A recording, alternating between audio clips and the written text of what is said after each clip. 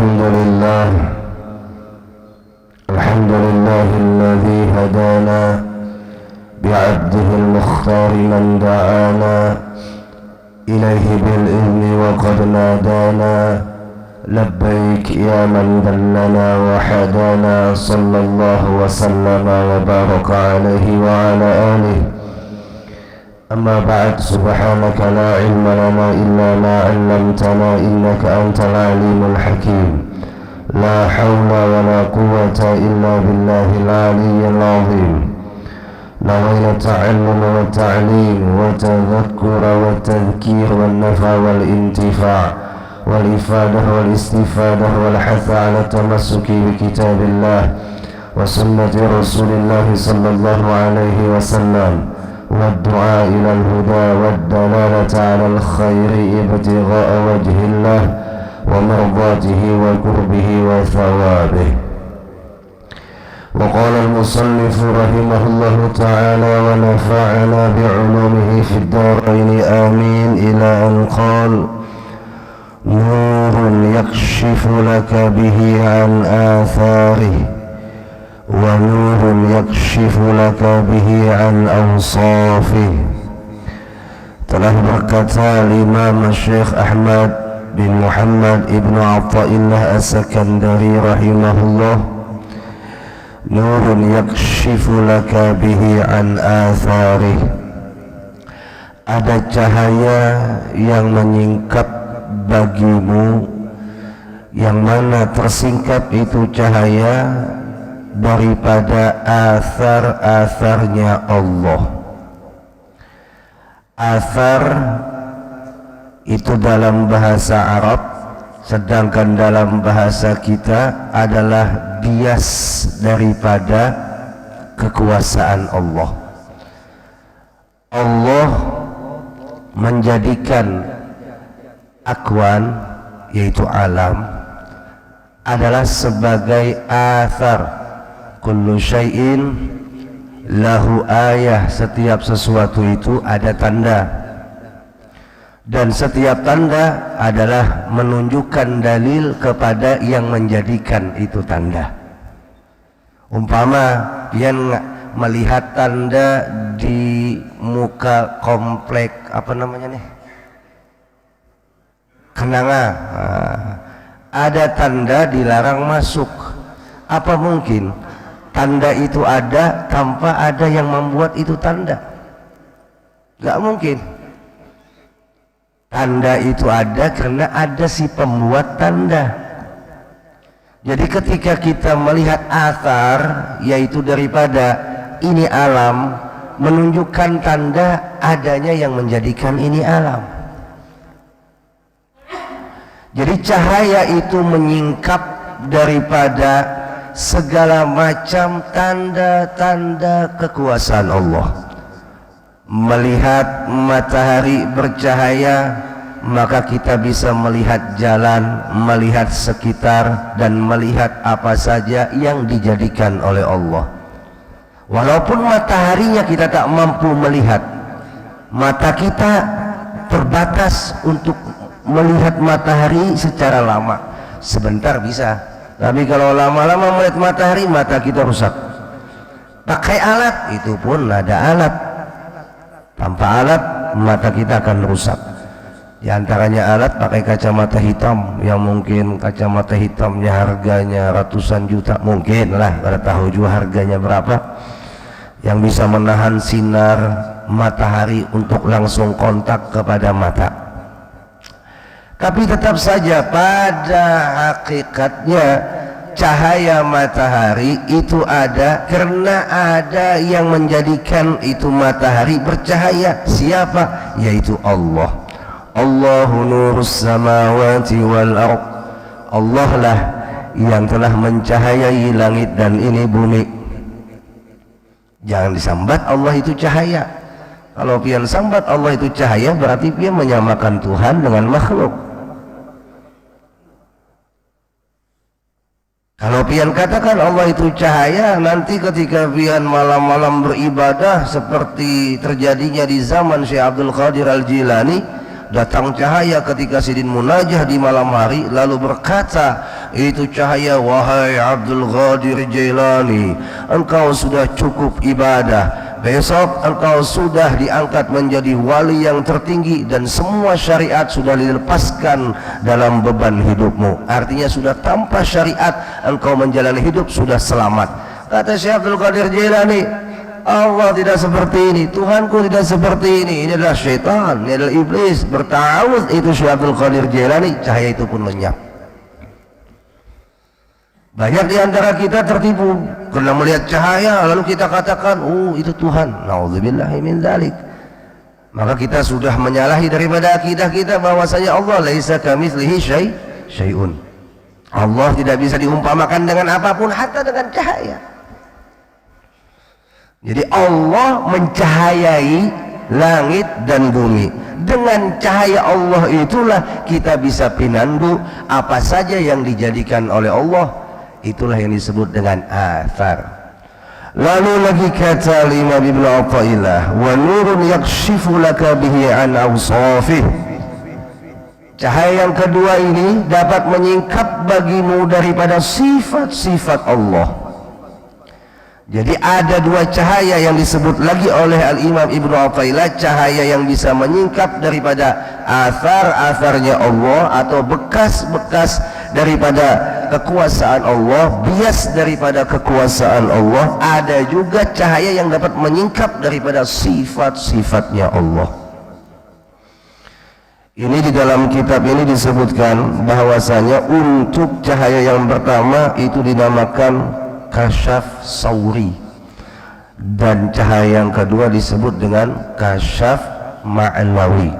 Artinya orang yang sampai di makom cahaya yang dapat menyingkap dirinya untuk pinandu kepada makhluk-makhluk Allah, bahwasanya itu makhluk, akhirnya dia tidak menuhankan itu.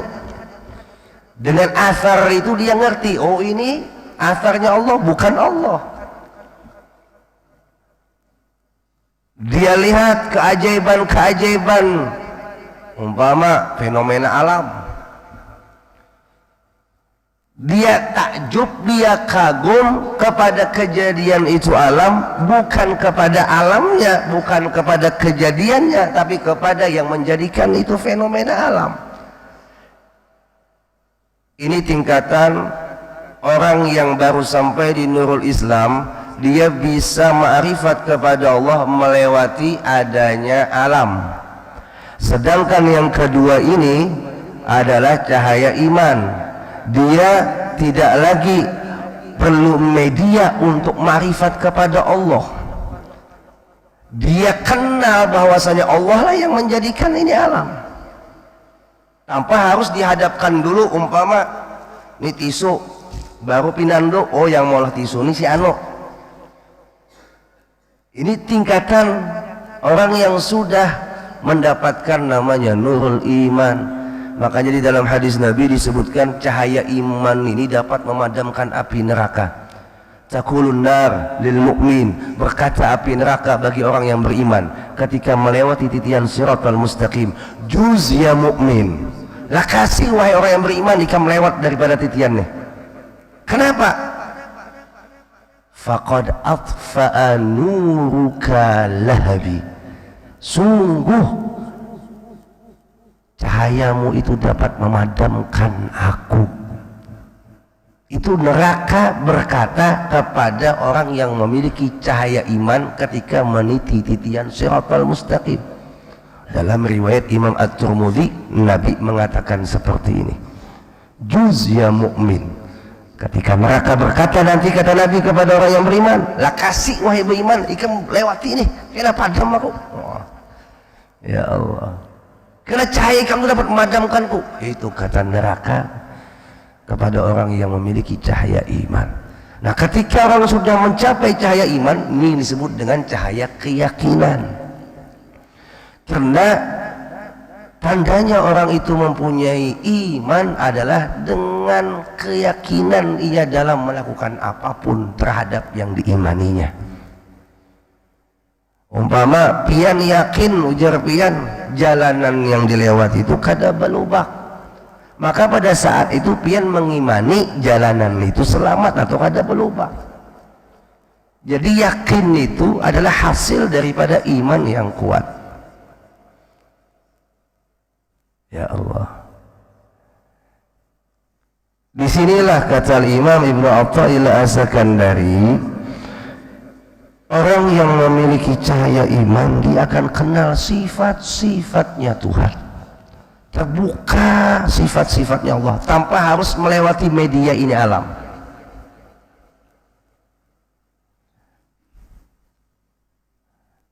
Pada pertemuan yang sebelumnya sudah disampaikan bahwasanya ada 4 makom seseorang itu bisa mencapai kepada ma'rifat. 1. Tauhidul asma, 2. Tauhidul af'al, 3. Tauhidul sifat, dan baru keempat Tauhidul dzat. Tauhidul asma ini namanya nurul bidayah. Kita yang masih diperkenalkan melewati ilmu, kita tuh lagi halus. Jangan lawan Tuhan, lawan kuitan gini gak ada pinandu. Hanya lahir tuh pinandu lawan kuitan, enggak. Lagi lawan Tuhan. Diambil orang lainnya gak ada tahu, masih halus. Nah, nurul bidayah itu adalah cahaya untuk kekanakan ini diberitahukan nama-nama supayanya pinandu, dan nama-nama yang diberitahukan ini akan mengkerucut menjadi tauhidul asma. Semua nama kembali kepada yang punya nama. Wa 'allama Adamal asma'a kullaha.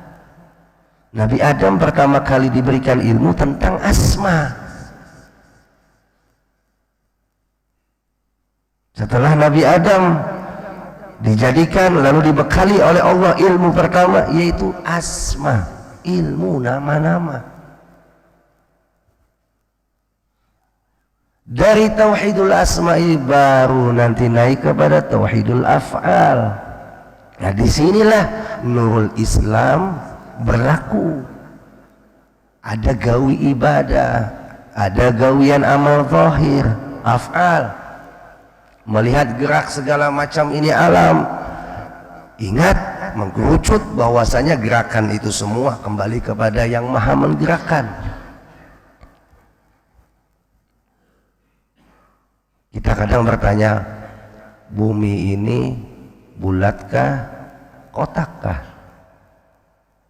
Lalu menurut ilmiah bumi ini bulat, yang disebutkan baik di dalam Al-Quran ataupun ilmu sains. Timbul lagi pertanyaan, bumikah yang berputar, mataharikah yang mengelilingi? Mun bumi berputar menurut akal, terbalikan manusia di dalamnya. Ulang deh. Ini yang disebut dengan af'al, yang mana kita itu bisa mengetahuinya dari nurul bidayah. Dari nurul bidayah tahu ini bergeraknya begini, ini cara peredarannya begini, kenapa terjadi gerhana begini, kenapa matahari terbitnya mulai jam sekian kita tahu begini, ada yang namanya bulan terbitnya ketika malam tahunnya begini. Itu semua kita ketahui melewati nurul bidayah. Lalu setelah tahu, pinandu gawian siapa? Dari af'al ini naik kepada tauhidus sifat. Ada awal langsung tauhidus sifat ke tauhidul af'al dulu. Dari tauhidul af'al ke tauhidul sifat. Af'alnya siapa? Af'al Allah. Sifatnya yang menggerakkan ini yang kayak apa? Rahmah. Jakanya kada rahmah. Matahari kada Allah hadirkan dalam kehidupan kita, apa jadinya hidup kita? Gelap gulita. Malam tidak dihadirkan rembulan, apa jadinya? Tidak ada keindahan langit ketika matahari tenggelam, dan cahaya malam pun akan gelap gulita di saat kita menemui masa-masa bulan itu tenggelam. Ketika purnama nampak, Masya Allah indah dipandang. Ketika indah dipandang, nah disitulah kita menundukkan untuk kita bisa mencapai kepada maqam tauhidus sifat. Geraknya sudah tahu, namanya sudah tahu, habis itu sifatnya rahmat Allah lah yang kita ini hidup bisa nyaman, bisa nyaman. Alhamdulillah.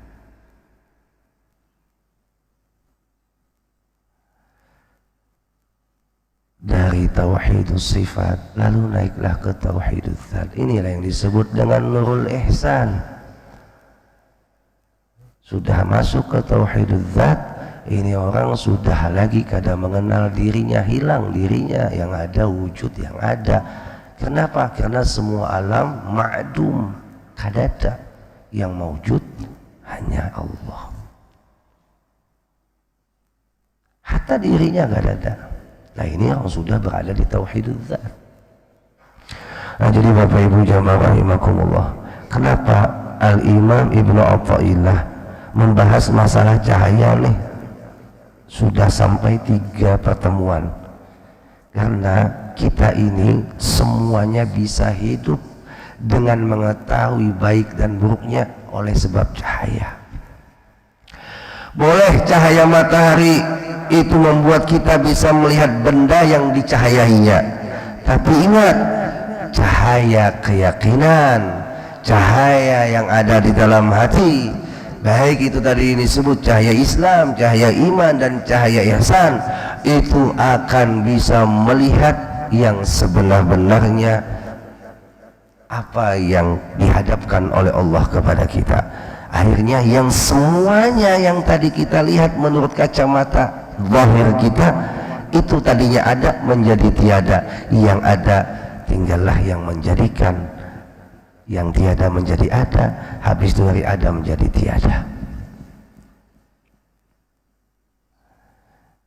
Jadi cahaya keyakinan itu kita bisa melihat sifat sang pencipta yang menjadikan itu cahaya. Ya Allah, disebutkan lagi di dalam diri Nabi adalah Raufur Rahim,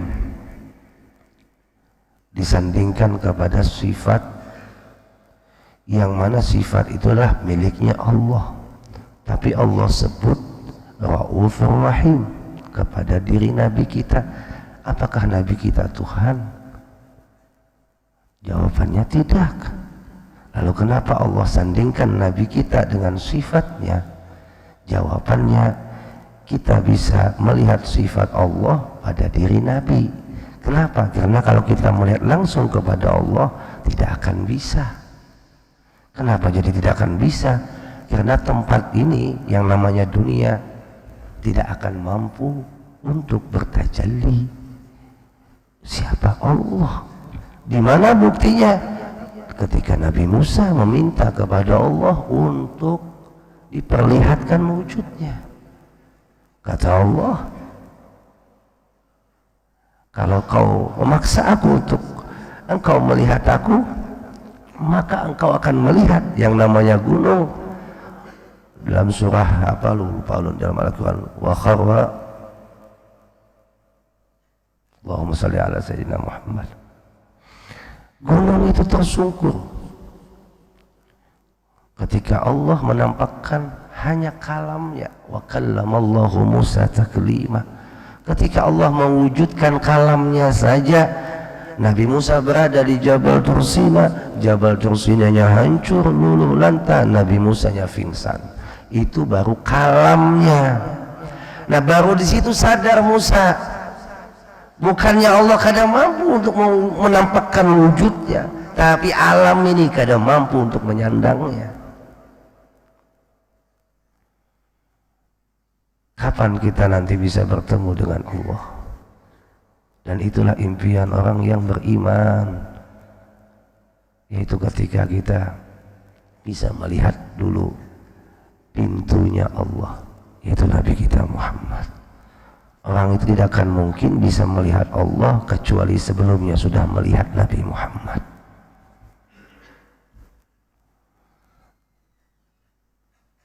orang itu bisa mencapai maqam ma'rifat. Di antara tanda-tandanya orang itu dimimpi oleh Nabi Muhammad, bermimpi dengan Nabi Muhammad. Itu paling maqam paling bawah masih. Munsawat jaga melihat Nabi Muhammad. Ini naiklah kepada maqam wali qutub. Semua orang ahli marifat yang buju-buju marifat selamat, pasti tanda-tandanya dia dapat melihat wujud Nabi Muhammad. Karena itu pintunya untuk bisa sampai kepada Allah. Jadi kalau ada orang kaji ma'rifat tapi dia belum mimpi dengan Nabi Muhammad, belum ma'rifat. Belum ma'rifat. Ya Allah. Kita nih masih secara ilmiah, secara ilmu mengenal Allah, baik daripada asmanya, habis itu daripada af'alnya, sifatnya, dan untuk zatnya itu tidak bisa dibikin sebuah kajian. Ini hasil tauhidul zat, itu hasil daripada 3. Makanya disebut oleh ulama ilmu itu ada 4, ada syariat, ada tariqat, ada hakikat, dan buahnya ma'rifat. Syariat amal zahir, tariqat jalan untuk melakukan amal zahir, yaitu dengan tazkiyatun nufus. Apa tazkiyatun nufus? Yaitu ikhlas di dalam melakukan itu amal zahir. Habis itu pulang hakikat, tujuan ketika dia beramal, ketika dia bertariqah, tidak lain adalah yang hakikatnya adalah Allah. Makanya di dalam perjalanan Isra dan Mi'raj itu terkumpul 4 ilmu ini. Nabi Muhammad itu melewati perjalanan Isra harus dibedah, diopsi. Kan ada cerita di dalam kitab Ad-Dardir atau di dalam kitab Anwarul Bahiyah, itu sebelum Nabi kita dijalankan, Nabi kita dibedah. Fastakharaja qalbahu, dikeluarkan hati Nabi kita. Faghasalahu 3 marat wa naza'a ma kana bihi min adha. Habis itu dicabut terakhirnya min hadis syayatin, sekumpulan atau segumpal daripada yang menjadi sarangnya syaitan. Apakah menunjukkan Nabi itu kotor? Tidak. Tuhuran ala tuhurin, suci disucikan lagi. Sering mencontohkan kalau pian punya barang bagus, barang itu baru pian beli, karena saking sayangnya selalu saja pian bersihkan. Lihat orang baru beli mobil, kadar aja disapu. Kenapa? Sayang. Ya. Lalu kenapa jadi Nabi diopsi? Kalau Nabi itu kadarigat, ditambahkan kesuciannya. Selain itu bang, mencontohkan kepada kita mun hendak menjalani jalan syariat, jalan tariqat, jalan hakikat, takhalli dulu namanya. Apa takhalli? Membuangi yang kada baik di dalam hati.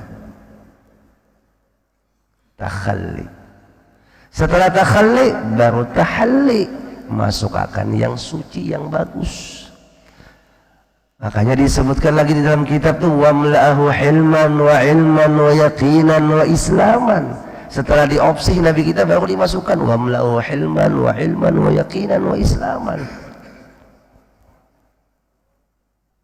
Wadahmun yang masih rigat buat banyunang kayak apa jabarasinya jadi rigat.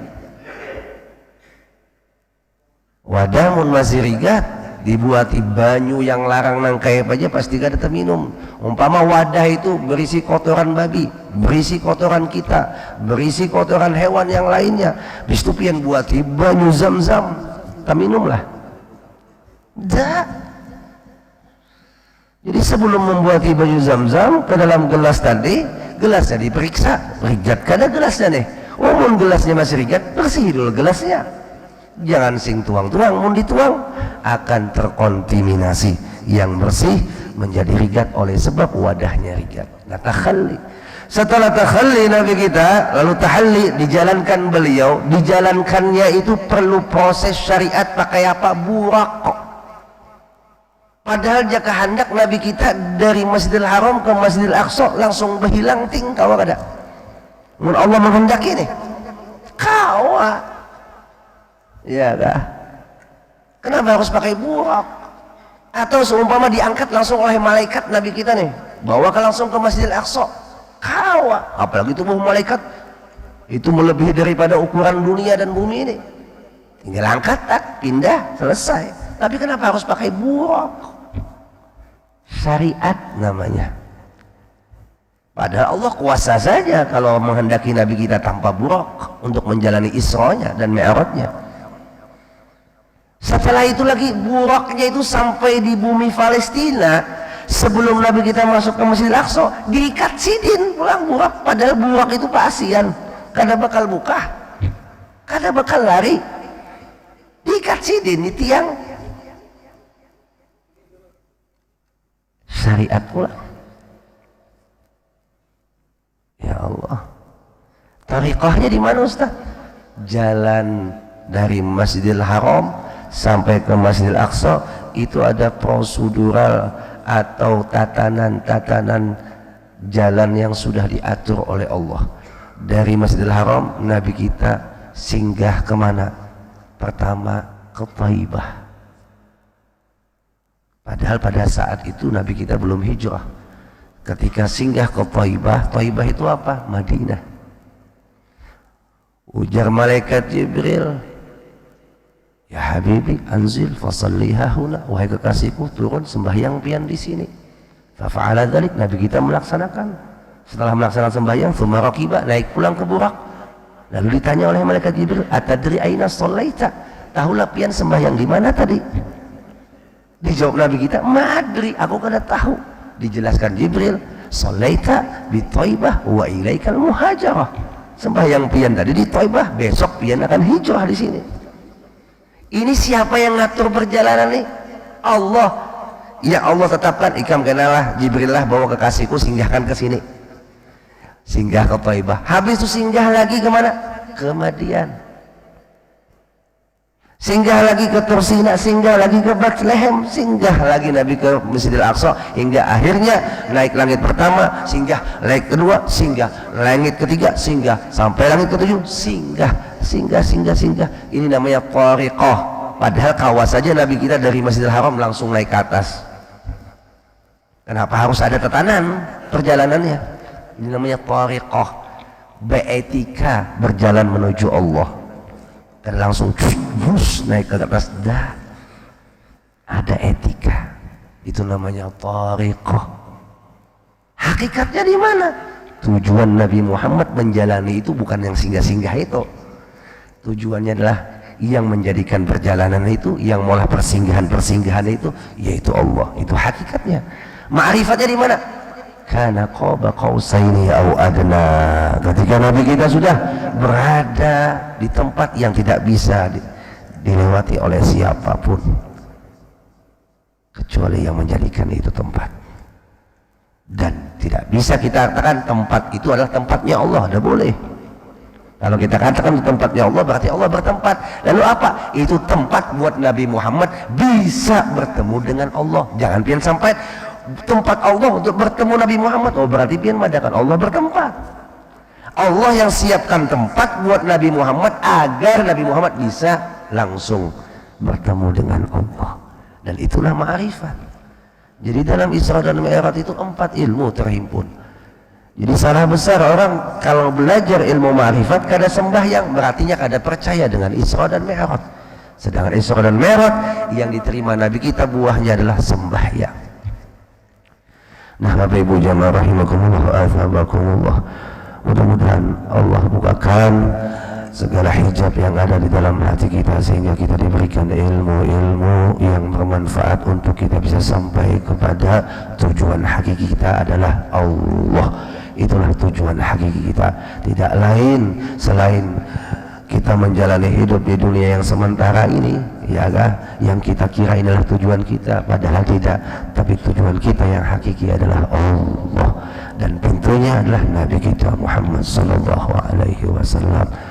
Mudah-mudahan mudah-mudahan Allah mengampuni segala dosa-dosa kita atas kekeliruan kita di dalam memahami ilmu-ilmu yang mungkin sempat kita mengkultuskan sesuatu yang tidak pantas untuk dikultuskan, atau berakidah dengan akidah bukan ahlu sunnah wal jamaah. Mudah-mudahan Allah cabut akidah yang tidak baik di dalam jiwa kita, sehingga akidah yang benar yang menyelamatkan kita hingga husnul khatimah. Amin Allahumma amin. Minta maaf, minta halal, minta ridho. Kiranya ada yang kurang jelas, dipersilahkan. Oh, Bapak, Ibu-ibu, jemaah sholat subuh yang Allah muliakan. Tadi guru kita banyak penjelasan yang mungkin ada jemaah yang kurang jelas apa yang guru sampaikan tadi. Guru memberikan waktu untuk bisa bertanya. Fadhal.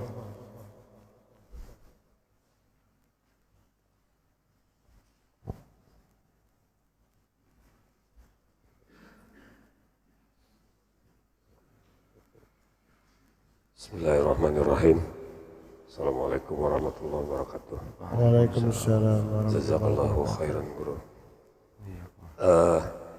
Tadi dikatakan kalau ulun tidak salah menyimak, untuk mencapai makrifat itu pintunya melalui Nabi, dan itu sangat betul. Artinya kita mengikuti syariat yang dibawa oleh Nabi. Cuman ketika dikatakan bahwa makrifat terendah itu paling tidak bermimpi dengan Nabi, ini berarti kita yang belum bermimpi ini belum makrifat. Ini pemahaman dulu. Padahal mengenal, kita kan mengenal melalui media tadi ciptaan Allah. Berarti kita mengenal. Nah, kalau menurut pemahaman ulun, kadar makrifat kita yang rendah mungkin bukan berarti kita yang di dalam masjid ini belum bermimpi, belum mengenal Allah, belum makrifat. Tapi mohon maaf sekali lagi bukan memprotes, tapi ini pemahaman seketika. Artinya bahwa kadar makrifat kita mungkin yang perlu ditingkatkan lagi. Dan satu hal lagi, bahwa Islam itu kan mudah. Kalau kita mencapai itu mungkin akhirnya orang berpikir, wah sulit benar nih dalam Islam ini ternyata gitu kan, untuk mencapai nilai yang bagus. Mungkin itu Ustadz barangkali bisa ditambahkan penjelasan sehingga lebih memahami. Terima kasih. Assalamualaikum warahmatullahi wabarakatuh. Sebelumnya ulun minta maaf, mungkin bahasa ulun yang salah. Jadi bujur atau ujarbian, kadar kemakrifatannya yang menentukan orang itu bisa sampai kepada maqam, bisa melihat daripada wujud Nabi kita Muhammad. Melihat wujud Nabi Muhammad bukan saja hanya melewati mimpi atau yaqظah. Melihat wujud Nabi Muhammad bisa dirasakan dengan adanya dahsyatnya kerinduan di dalam hati. Ini yang disebut dengan ilmu syauq sampai kepada ilmu dzauq. Nah, ini orang pecinta akan ngerti apa itu syauq, apa itu dzauq. Syauq rindu, dzauq rasa. Nah, itu ketika dia katakan aku rindu dengan seseorang, berarti seseorang itu ada di dalam hatinya. Bagaimana orang itu bisa rindu kalau orang yang dirindukan kan ada di dalam hatinya, sedangkan rindu itu andaknya di hati. Nah, kayak itu. Nah, jadi bujur ujarbian, jadi dalam bahasa penyampaian ada yang salah, minta maaf. Nah, jadi untuk masalah ad-dinu yusrun, agama itu mudah. Kemudahan Islam itu diberikan jalannya sesuai dengan porsinya. Sampai mana kita mau mendaki gunung, itu tergantung kemauan kita. Mudahnya kita untuk mencapai pendakian tanya kepada orang yang mendaki, kok bisa kamu sampai ke puncak? Jawabannya adanya kemauan. Kalau tidak adanya kemauan, walaupun jalannya mendatar tidak akan jalan. Walaupun jalannya datar, nggak usah daki. Coba kita lihat, ada pencapres, ada capres, ada cawapres. Mereka berhadapan dalam pesta yang sangat besar dan diamanahkan untuk menjadi orang utama di 250 juta jiwa. Tapi karena ada kemauan, ya kan, dia akan sampai kepada tempat itu. Orang dunia ingin mendapatkan level kekayaan tertinggi karena ada kemauan. Sekarang kita tanya kepada diri kita, ada nggak kemauan itu aja? Islam mudah, tidak mewajibkan kita harus sampai ke level itu, tidak. Tapi kelak nanti ketika kita di akhirat, kita akan melihat ada kawan kita di atas kita, ada lagi yang di atas kita, sesuai levelnya. Dan itu nanti akan membuat kepada diri kita, oh ternyata usahaku di dunia hanya sampai di sini. Sedangkan ilmu itu sudah dibentangkan kepada kita. Jadi kembali kepada kita.